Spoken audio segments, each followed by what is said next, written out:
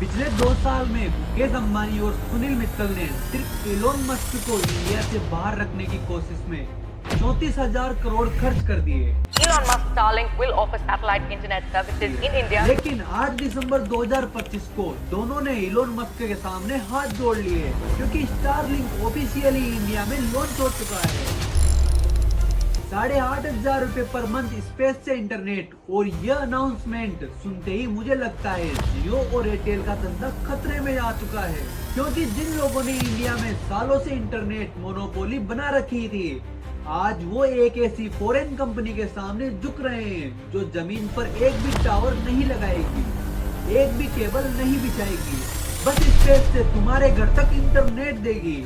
लेकिन असली कहानी यह है कि अंबानी, जिन्होंने आज तक कभी किसी के सामने हार नहीं मानी, उन्होंने इलोन मस्क के सामने कैसे हार मान ली। गवर्नमेंट ने क्यों उनकी 34,000 करोड़ की बात को इग्नोर कर दिया, और सबसे डेंजरस पार्ट जो तुम्हें कोई नहीं बताएगा, अगले कुछ दिनों में क्या होने वाला है जो इंडिया की टेलीकॉम सेक्टर को हमेशा के लिए पलट देगा।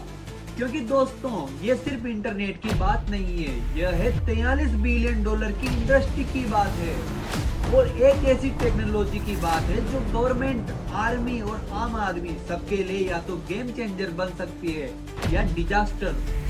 तो अगले कुछ मिनटों में मैं तुम्हें वो सब बताऊंगा जो मेन स्ट्रीम मीडिया आपसे छुपा रही है।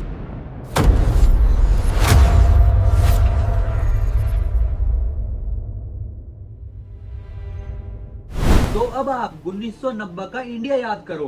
फोन लग्जरी था और इंटरनेट लगभग नॉन एक्सटेंट था। 1995 में सुनील मित्तल ने एयरटेल की शुरुआत की। एयरटेल ने इंडिया को सिखाया कि मोबाइल क्या होता है, सिम कार्ड क्या होती है और नेटवर्क कवरेज क्या होती है। सन 2000 तक एयरटेल इंडिया की नंबर 1 टेलीकॉम कंपनी बन चुकी थी। उनका मॉडल सिंपल था, हाई प्राइस, लिमिटेड डाटा और स्ट्रॉन्ग मार्जिन। इंटरनेट स्लो था लेकिन एयरटेल का प्रॉफिट फास्ट था। एयरटेल का फोकस सिटीज, बिजनेस यूजर्स और प्रीमियम कस्टमर्स पर था। रूरल इंडिया में इंटरनेट लग्जरी नहीं था। और अब आते हैं जियो। मुकेश अंबानी एक ऐसा दाव चलते हैं जो पूरे टेलीकॉम इंडस्ट्री को हिला देता है। जियो लॉन्च होता है, फ्री कॉल्स, फ्री डाटा और चीप स्मार्टफोन्स के साथ इंडस्ट्री शौक में चली जाती है। जियो ने इंटरनेट को बेसिक नेसेसिटी बना दिया, डाटा प्राइस दुनिया में सबसे सस्ते कर दिए और विलेज तक 4G पहुंचा दिया। लेकिन जियो का विजन सिर्फ सस्ता इंटरनेट नहीं था। मुकेश अंबानी का प्लान था इंडिया का डिजिटल बैकबोन बनाना, डाटा को नया ऑयल बनाना और हर इंडियन का डाटा जियो इकोसिस्टम में लाना। इसी वजह से जियो ने स्पेक्ट्रम एक्विजिशन में बिलियंस उड़ा दिए और टावर, फाइबर और इंफ्रास्ट्रक्चर पर मैसिव इन्वेस्टमेंट की। रिजल्ट यह निकला कि एयरटेल सरवाइव किया लेकिन वोडाफोन आइडिया लगभग खत्म हो गया। जियो और एयरटेल मिलकर 81% इंडियन टेलीकॉम मार्केट कंट्रोल करते हैं। और अब आता है गेम का सबसे dangerous player, Elon Musk. Starlink का आइडिया सिंपल नहीं है बल्कि रिवॉल्यूशनरी है।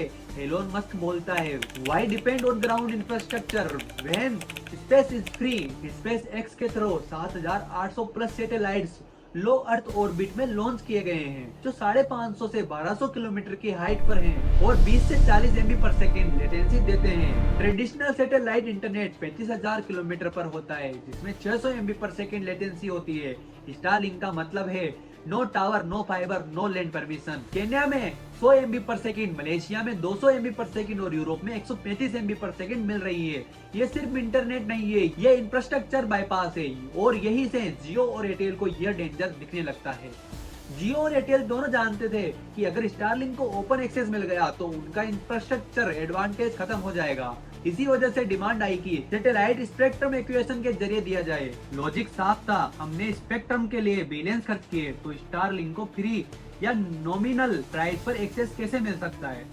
लेकिन रियलिटी यह थी कि स्टारलिंक का मॉडल ट्रेडिशनल टेलीकॉम से बिल्कुल अलग है। सैटेलाइट इंटरनेट को दुनिया के ज्यादातर देशों में एक्विजिशन के बजाय ऑल लोकेशन मॉडल से ही रेगुलेट किया जाता है, और यही स्टैंड इंडिया सरकार ने भी लिया। अक्टूबर 2024 में गवर्नमेंट ने क्लियर कर दिया कि सैटेलाइट स्पेक्ट्रम एक्विजिशन नहीं होगा बल्कि ऑल लोकेशन मॉडल फॉलो किया जाएगा। इस फैसले का मतलब साफ था, स्टारलिंक को इंडिया एंट्री का रास्ता अब ऑफिशियली खुल चुका था। यही वो पल था जब जियो और एयरटेल की स्ट्रेटजी को सीधा झटका लगा। यह उनके लिए एक स्ट्रेटेजिक डिफीट थी और इसी गवर्नमेंट डिसीजन के बाद एलोन मस्क ने ट्वीट किया, थैंक यू इंडिया। इससे जियो और एयरटेल में हड़कंप मच गई। फैक्ट्स देखो, इंडिया में 121 करोड़ टेलीफोन यूजर्स हैं, 95 करोड़ इंटरनेट यूजर हैं और 63 करोड़ इंडियंस अभी भी ऑफलाइन हैं। लेकिन फाइबर हर जगह नहीं जा सकता और टावर हर जगह नहीं लग सकते, पर सैटेलाइट लद्दाख, अंडमान, फॉरेस्ट और डिजर्ट तक पहुंच सकता है। यहीं पर स्टारलिंक गवर्नमेंट के लिए अट्रैक्टिव बन जाता है। डिजिटल इंडिया का ड्रीम सिर्फ फाइबर से पूरा नहीं हो रहा। और जैसा कि स्टारलिंक का प्राइस 8,500 रुपए पर मंथ है, जबकि जियो फाइबर 999 से स्टार्ट होता है, तो क्या स्टारलिंक जियो को खत्म कर देगा? नहीं, स्टारलिंक का target oil rings, ships, airlines, remote mining, defence और डिजास्टर जोन्स जैसे हाई वैल्यू कस्टमर्स हैं। यहाँ ARPU यानी कि एवरेज रेवेन्यू पर यूजर हाई है और यहाँ रिलायबिलिटी मैटर करती है। और मार्च 2025 में पहले एयरटेल और फिर जियो दोनों स्टारलिंक के पार्टनर बन जाते हैं। इसका रीजन ये है कि स्टारलिंक को इंडिया में स्केल चाहिए और जियो एयरटेल को कंट्रोल चाहिए। रिटेल स्टोर, कस्टमर डाटा और लोकल डिस्ट्रीब्यूशन सब कुछ विन विन लगता है, लेकिन हिस्ट्री बोलती है कि एलोन मस्क कंट्रोल शेयर नहीं करता, इसलिए ये पार्टनरशिप टेम्पररी भी हो सकती है। ये कहानी सिर्फ इंटरनेट की नहीं है, ये कहानी है पावर की, क्योंकि जब इंटरनेट का कंट्रोल बदलता है तो देश का कंट्रोल भी बदलता है। तो सवाल सीधा है, इंडिया पर राज कौन करेगा, कंपनीज या हम लोग? तो सवाल सीधा है, इंडिया पर राज कौन करेगा, एलोन मस्क या अंबानी या सुनील मित्तल? आप सब कमेंट में जरूर बताइए और अब मिलते हैं नेक्स्ट वीडियो में। तब तक के लिए सब्सक्राइब जरूर कीजिए।